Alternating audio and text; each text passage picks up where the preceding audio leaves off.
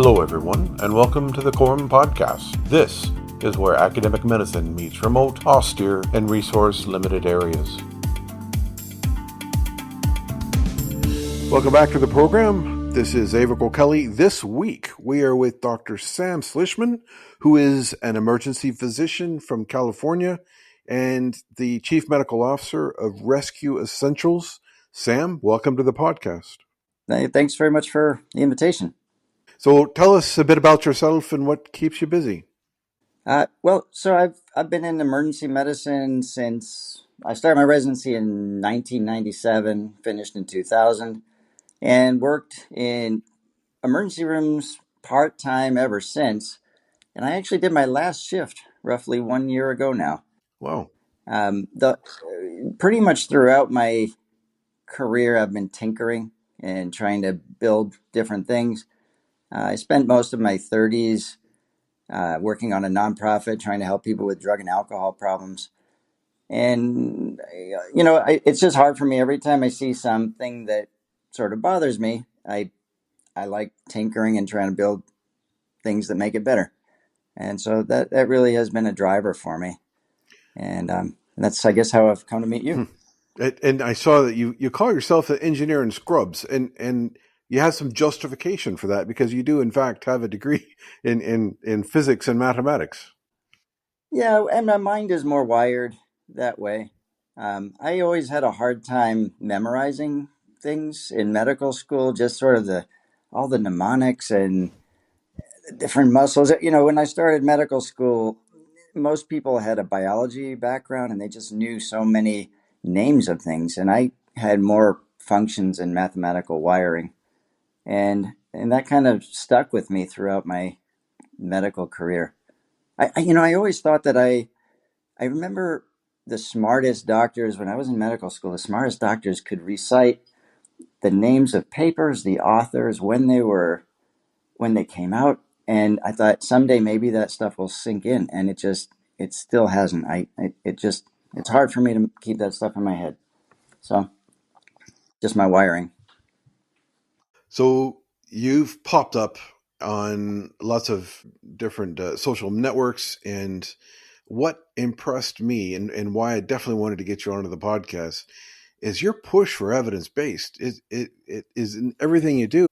Well, thanks. I actually that's what I am. That's why I'm attracted to the things you point out on LinkedIn as well. I mean, I love your experiments as well. But I, that word evidence-based medicine is it.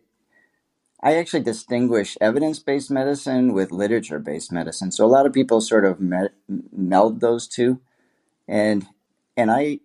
It's a bit of a curse for me because I build things, but then I can't publish on them because I have so much bias, and so that leads me to doing experiments and YouTube videos and social media posts because there's no other way for me to get the evidence to people. So that's some of the background there. So some of these experiments are reproducible. So there's got to be a way that other people can pick this up on what you're doing and do their own experiments so it wouldn't be biased. That's my hope. I just, to me, social media is a little bit like skipping stones. I skip stones and see how far they go across a pond. And I hope that some people will take some of the ideas and do them better. I mean, I don't have a laboratory. I just have my bathroom and my backyard and garage. So, it'd be great if some proper scientists would reproduce some of these things. I'm in the same boat. I'm just doing things on my balcony here in Germany and trying to have some consistency and trying to find out what works and what doesn't. If it doesn't work, I bin the idea, and if it does work, I try to adjust it. And I'm hoping that people will see these experiments that I'm doing and be able to reproduce them and prove that I'm not just making up all the data.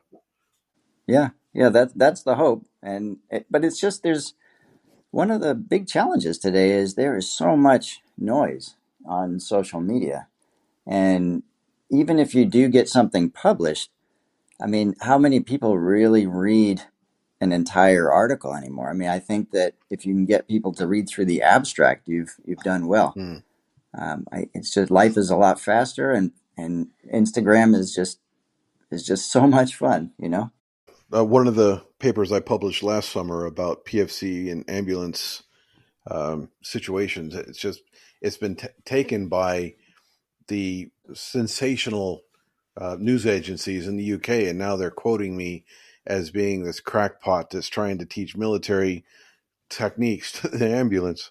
So all we're trying to do is to give PFC training to the civilian. I haven't seen that article. I have to go look for that. Maybe you can send it to me after this.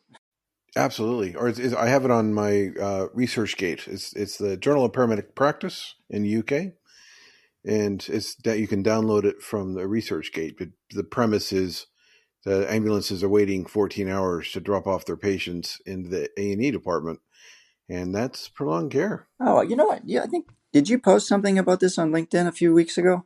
Maybe a couple weeks. I have, yeah, yeah, and Tom Allison as well. So, Sam, you invented the Schleichmann traction splint, which has been adopted by SF and SOF, and a lot smaller than the Sager splint. So, tell us a bit about how you came up with that. How did you design that, and how did you get out off the ground and running? That is a 1998. That's a long journey. And it Mm, really was. I was taking a wilderness medicine class. I saw a Sager splint. I was familiar with the hair traction splint, and I just remember thinking, there's got to be a better way to stretch out a leg. And at the time, I because I was in my residency, I had a variety of different IP ideas, and I learned that everything I came up with was pretty much owned by the university. So I just kept throwing ideas at the university, and they patented a few of them. And this is the one that went the furthest.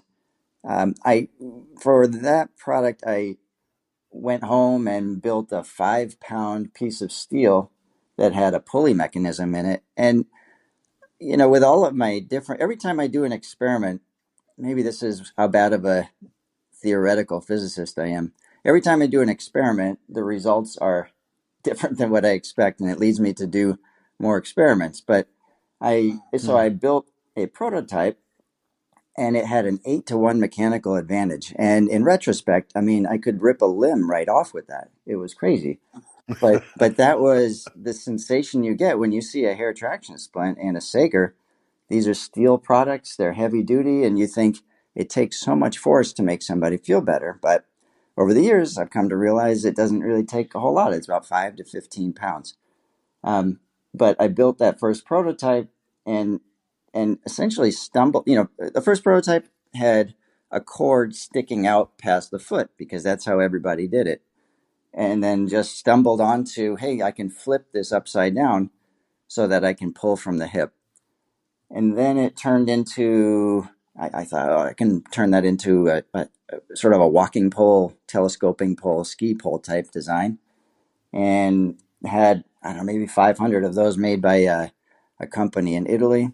And then nothing really happened with those. And frankly, that is still probably my favorite design because it's, a walking pole, ski pole traction splint is something that protects you from breaking your femur. So I still love that concept, but it's hard to get people in ambulances to want to have a ski pole in the ambulance. So, eventually Sam Scheinberg with Sam Medical and other people said you have to make an ambulance specific product. I made something shorter, and this is over a period of a decade. And I got a call in 2008, and a month later I was demoing it to the Singapore Army, and a couple months later they bought like 1,300 of them. And I thought Hmm. we would be off to the races at that point, but it took another 3 years before a company called Rescue Essentials in Colorado, and my friend Phil Carey saw the prototype and said, "Why don't we bring this to market?" And really, they are the people that I have to thank for it existing in these places because you can build things, but unless you have people who are good at going to trade shows and demoing and making sales, that's a skill set that I just, it's hard. It's really hard. So that long story there, but the thing, it keeps evolving and I think keeps improving. It's a clever design since it doesn't have a tent pole sticking out past the foot. It's more compact. You can get it into the ambulance or the helicopter, and it's easier to manage. I like it very much. I mean, it's at a point right now where there are not many things that I would like. Every product I've ever had, I say to myself, geez, if I had a little more money or if somebody else took interest in this, these are the things I would change. But the status of it right now, there are not many things that I would still change about it. So, but that's 25 years. Yeah, it's a design that if it hasn't evolved much, it means it was well thought out. Yeah. Well, I look at it as a like a pinball game. You get bounced around and eventually you land in a place that might be good. So let's talk about your pressure wrap. So I'm familiar with the SWAT T. I've used that in anger, but this is something different. This is more versatile, and you've designed this. Tell us about your Slishman pressure wrap and how it came about and what it does and what your plans are for it. It's a parallel product that sort of works similar. It has evolved similarly with the splint. And the starting point was in the early 2000s. A medic handed me the London Bridge ratcheting tourniquet, and he said, "Hey, can you make this better? Can you make this a one-handed application product?" And I thought, Jesus has got to be the heaviest, bulkiest, painful device. So again, it was similar to the traction splint. I just thought, I think I can. And I went through so many different prototypes with the goal of making something that had fine adjustability so that you could just, you don't, there's not discrete set points. It has infinite adjustment points. That was the starting point. I wanted a screw mechanism or a pulley or lever or worm gear. I thought there's got to be some way to do it. And that was over a decade of thinking. I even posed it to some uh, California Polytechnic students, and they did actually a great job. They built something with a worm gear, but manufacturability is quite difficult. And then I started thinking more and more about the SWAT T and just elastic designs, and the fact that those designs are very compact. I mean, to me, for any bleeding control device, it has to be on people. Like they have to have it in their pocket. If you have to Mhm. run to the trunk, probably that's too long. So I want it to be cheap, compact, lightweight, and sitting in somebody's pocket. And to get to that, it's hard to do with anything mechanical. So the elastic design was important for me. And I probably went through, I don't know, 20 to 30 different types of elastics. What I don't like with silicone and rubber elastics, I tried many of them, but they have, if you nick them, then they rupture. And that I don't like the catastrophic failure moments. Um, Whereas with the wrap, They also, when they get sticky, there's other problems with the that tight. It gets sticky. It if it gets your hands get wet, there's a lot of problems with that silicone or whatever that type of stretch is. But you're using something else. You're using something a bit thicker that's not going to slip through your fingers. right, right, and it has Velcro tabs sewn along the way. Or I guess I should call them hook and loop tabs sewn along the way that keep it from auto unrolling while they're on the person, but also just as you're applying it. And that gives it really that infinite adjustability too. So once you have it in place, once it's fully stretched out and applied, if you want to make it tighter, you can do that. If you want to make it a little less tight, then that's also doable. Um, so the catch for the product, and in terms of the evolution, I built a design that had a metal hook type mechanism, and that was out for maybe a year or two. and it never was that great. It didn't have a slip sleeve that worked very well. It didn't cinch. I mean, I liked the fabric a lot, but it just wasn't perfect.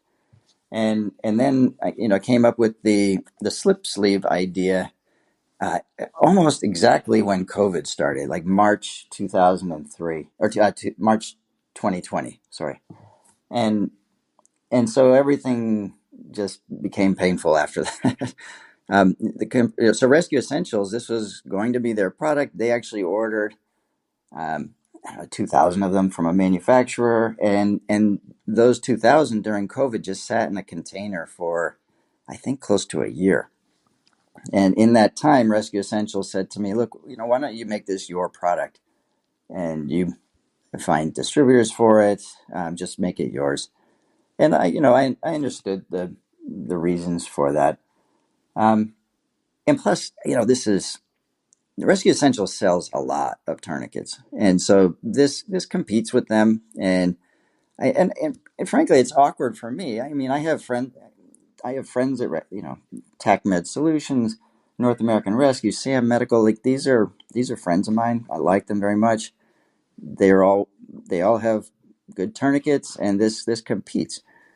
But now I have 2,000 of them um, from the manufacturer, and I've got to get them out there. And so that has led me once again to trying to get people to think about them. I mean, it's very hard to convince people that a 33 gram item might be as good as something that costs $20 and it has steel in it, and it just I mean, the word I use is tactical.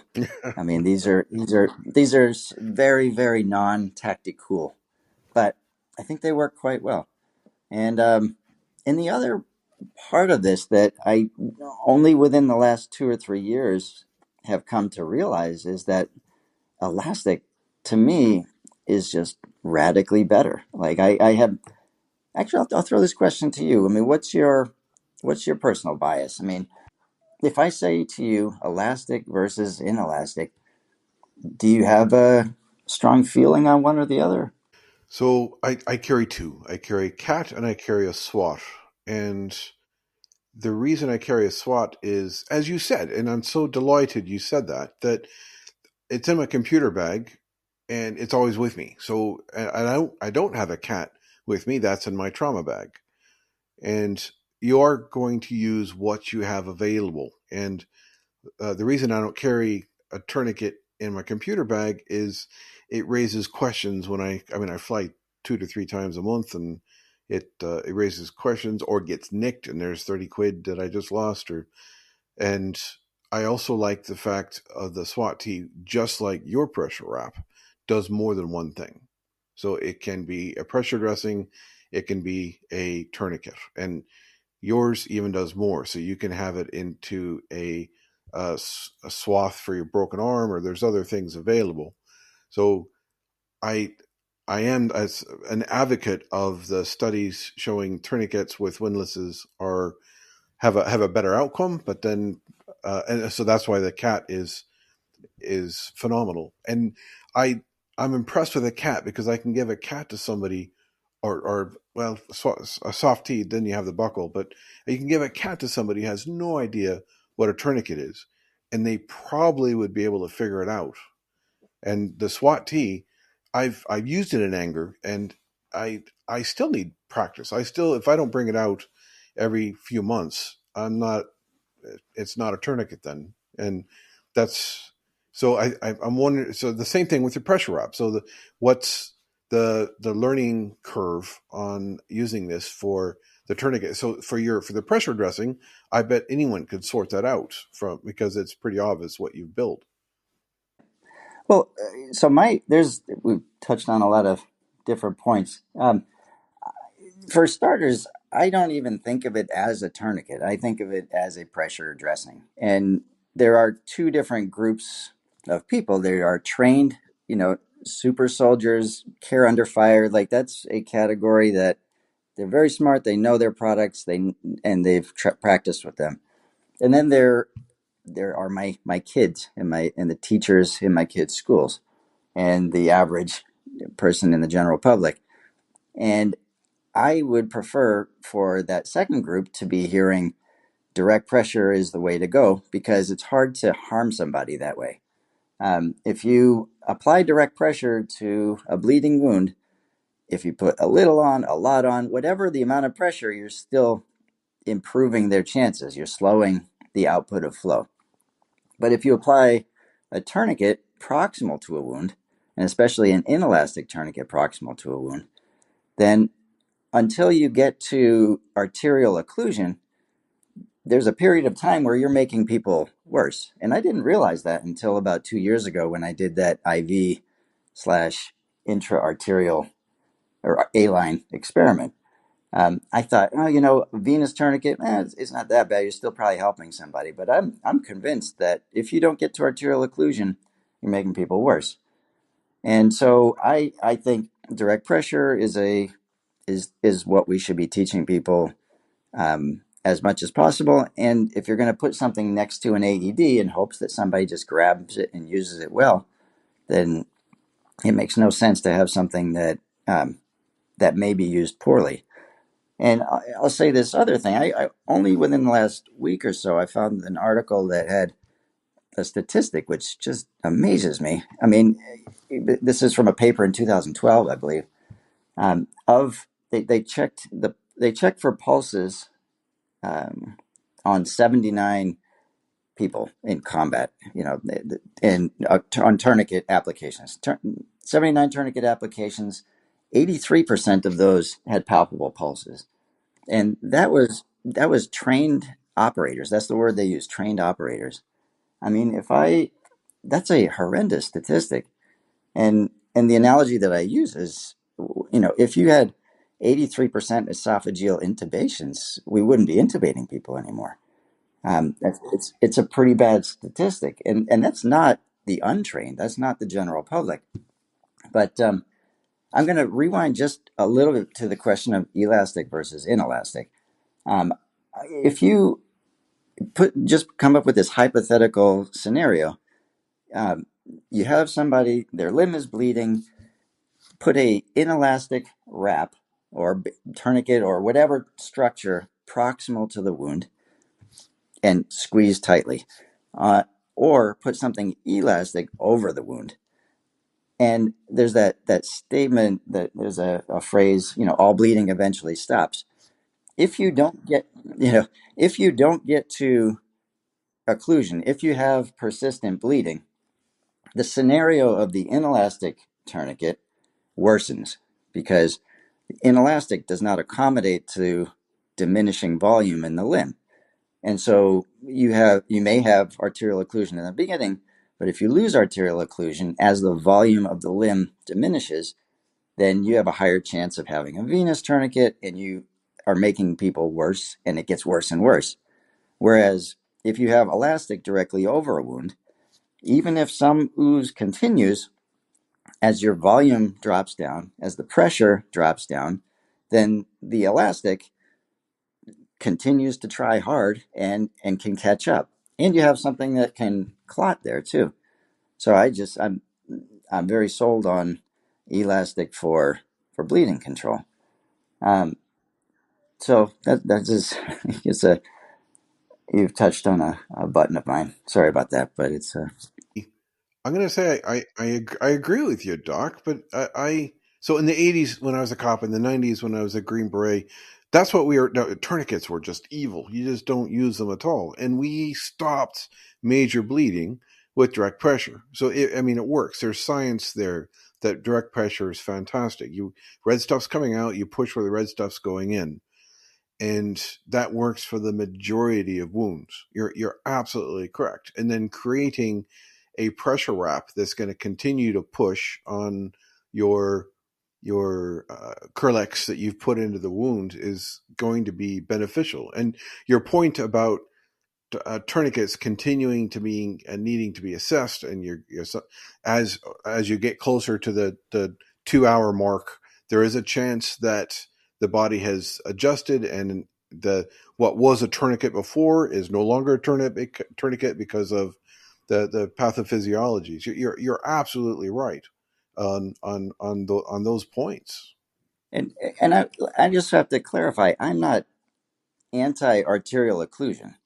Um, I'm anti-venous tourniquet. I'll say that much. But I think there are ways to improve tourniquets too. So my preferred approach is direct pressure over a wound, wrap, wrap, wrap, get to the point of arterial occlusion if needed, and then once you have vasospasm, clotting, no, hemostasis, back off. Then this whole topic of tourniquet conversion just vaporizes. You don't have to have that as a separate skill set. You just back off because you already have the pressure dressing on there. But even if everything I've just said is not compelling, every one of the COTC favorite tourniquets are inelastic. And the pressure maintenance can be improved on every one of those, even with 1 to 2 inches of added elasticity. And so to me, there's just a lot of room to improve in this whole arena. And I agree. I yeah. agree. And let's talk about width. So Oh a yeah. cat Yeah. tourniquet, what is that? A 5 centimeters, or not even that? It's 3 centimeters. Well, And so yeah, there's two answers to that. There's the width of the constrict of the band itself, but there's a band within the band that is hmm, narrower. even narrower, yeah, Yeah. wider is better. And I haven't spent a lot of time in working in a hospital, about 4 or 5 years working in A&E, and what you guys as docs use is a huge bear block for a tourniquet, isn't it? It's gigantic. It's I can't think in inches anymore, but it's like, I don't know, 6 inches. There we go, 6 inches. Yeah, yeah. So that's a tourniquet, isn't it? It's going to be more effective. It's going to be less painful, and this is what you guys use in hospital. Why are we not using wide tourniquets in pre-hospital? Well, I think a lot of it comes down to what you're going to carry again, and also the cost of goods. I mean, the person who there's a Canadian engineer who has he's spent a lot of time coming up with digital pneumatic tourniquets, and he actually owns a website called tourniquets.org. And his favorite uh, pre-hospital tourniquet is I believe it's called the EMT Delphi. And if you look at it, it seems like a great device. I mean, it can hit high pressures. It's pneumatic. It's wide. There are a lot of features of it that make a lot of sense, but it also weighs. I forget what it is. Maybe 8 times as much as my wrap. I mean, it's quite bulky, Wow. quite heavy, and the cost I think is in the $300 range. Mm, Per um, tourniquet. And so to me, these are all, you know, it's a bit like a graphic equalizer. These are little levers that, you're trying to tune up and find out what's the most important thing. And for me, by far the most important thing is what is going to be in people's pockets and what will people buy and what can they afford. And if you're going with direct pressure, if it's, you know, I don't want garbage in people's pockets, so that's another thing. But if mm, the drum beat is direct pressure, then you can go very lightweight, low cost. mm. So yes, wide is good for bleeding control. That's I would say, a definite thing. And looking at your videos, your pressure wrap can be quite wide. Yeah, that's an option. So you can make it narrow and you can make it wide. You can make it loose or you can make it tight. And those are all choices. But what I did learn from my manometer testing, which if I was a better physicist, I would have predicted, wide, if you make something wide, you can't generate the same peak pressures. So if you wrap narrowly directly over the limb, you'll get higher peak pressures of it. You just go as hard as you can, your peak pressures will be higher. If you go wide, they won't be as high, but it's kinder care, and probably you're going to stop bleeding as well because of that limb occlusion pressure equation, where Mm, the wider the tourniquet, the lower. the limb occlusion pressure is. So And the less pain. yeah, less pain, and I think it's just nicer care. So I also noticed that you recently created a 3D printed windlass that you can use with your pressure app, and one of them has a seatbelt cutter. Now that is brilliant. So tell us a bit about what your idea on the windlass with your pressure app, and then you can discuss that seatbelt cutter as well. Well, I'll throw that straight to a guy named David Cooper, who's in Australia. I had the idea of adding a windlass to the wraps just to see if I can generate higher pressures with it. And because the wraps, when you use a windlass design, the spindle is quite narrow, and so that means it's less torque per turn, and that means there's a lot less force on the windlass, and that means that you can use uh, it doesn't have to be as thick. It can be a weaker, even the PLA type of plastic, 3D printed. Um, I'm not I don't love using 3D printed plastics for this type of thing, but if you're starting with direct pressure first, it's not going to harm somebody. But the idea of adding other features to the windlass is just it sent my mind down a very deep rabbit hole because it's endless. I mean, how many different things could you add to it? So what would be your preference? I mean, a seatbelt cutter is one thing. I was thinking making a spoon and fork windlass. I mean, having something that like there's so many different directions it could go. I could make a periscope. I could have a telescope. There's so many things. What about having a needle? Just a tube to hold a needle for chest decompression. Um, so this is part of my problem right now is having there's too many ideas and directions that it could go. It's a little bit like skateboarding, and even though I'm not a skateboarder, I the concept of dropping into a half pipe or something scary is a little bit like product design and injection molding in particular. So there are so many ideas, including the seatbelt cutter multi-tool windlass, um, that I don't know when to drop in. Like, when am I going to have a perfect design that I'm ready to spend $10,000 to injection mold and then make it a real product? That's one of the big challenges in product design. When is it finished? When is all the tinkering you're doing completed? And I'm struggling that as well. I'm 3D printing, or I'm having a guy 3D print a hematocrit spinner for me, and we're already into the third iteration. I'll bring it to the Soma workshop, and I'll have the guys try it out and hopefully break them and find out what can be fixed. But so yeah, so you make this new thing, and how do you know when it's ready for launch? Because once you pull the trigger, you know this more than I. Once you pull the trigger, like your Slishman's traction splint is out. You can't really adjust fire from there. It's very hard.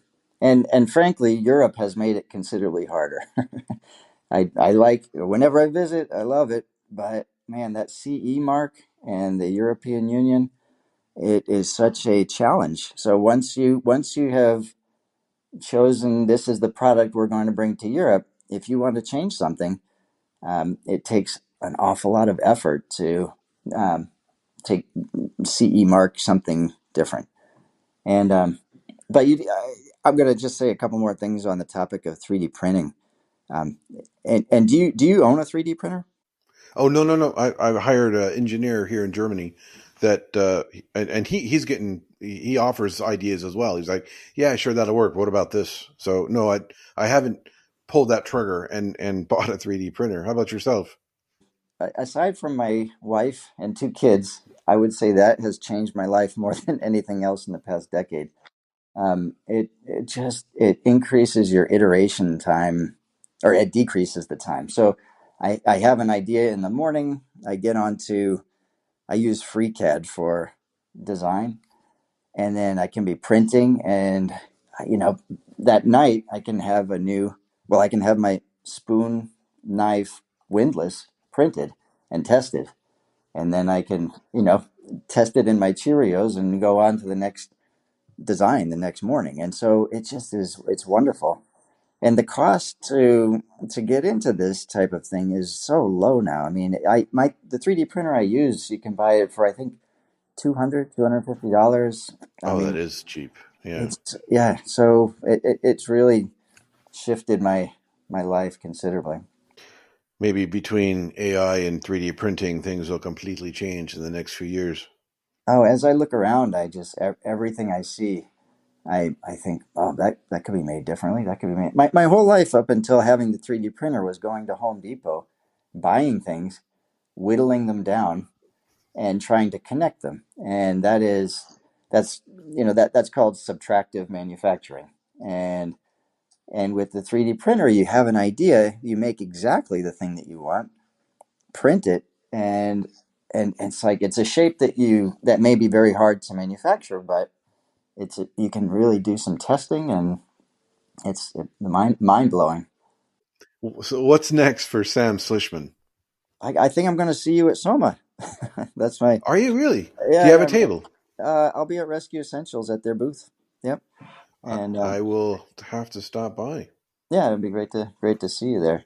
Um, it's constant. I have a long list of products and ideas that I would love to dig into, and frankly, the sales side of thing, I don't love that as much as early prototyping. So if you ever have ideas, feel free to just reach out to me, and I'm happy to spitball and come up, how to. I'll just help you out, or even 3D print stuff. But the Nice. there's a couple of other products that I've been working on that are less controversial, I think. I mean, the bleeding control one is that's agony for me.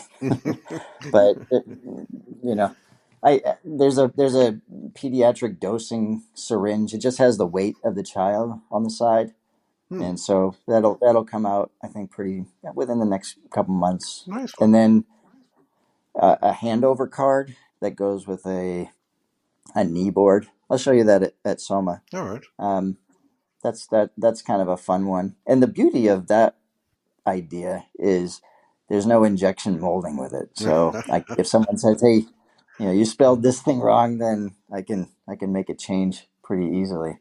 I look forward to stopping by. The college has a table at Soma as usual, and we're running a few workshops, and I have a lecture as well. So, Sam, my final question for you is this: what advice do you have for the new paramedic, the new nurse, the new doctor who is just starting out in their career? Oh boy, I mean, is to be happy, or to build things. And this isn't so much advice. This is just how I've lived. But don't just accept things that are told to you. Look for and look for things that bother you, so you can kind of dwell on them and try to fix them. It's sort of something that I've kind of been living by for the past few years, and I wish that to invent things. I'll just bring it back to that invention topic. To invent things, you go to engineering school, you learn how to build things, and then you solve other people's problems, or you go into medicine, paramedicine,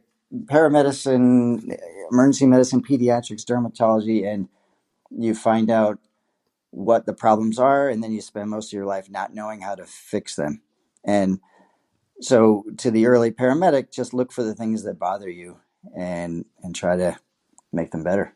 Well, Sam, you impress me. You are definitely pushing the knowledge forward, and it was fantastic to have you as a guest on our podcast. I really appreciate the invitation, and I look forward to seeing you real soon. This has been a presentation from the College of Remote and Offshore Medicine.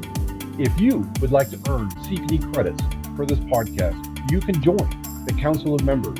Being a member of the college gives you free CPD credit, free access to our virtual field guide, and discounts on our e-learning courses.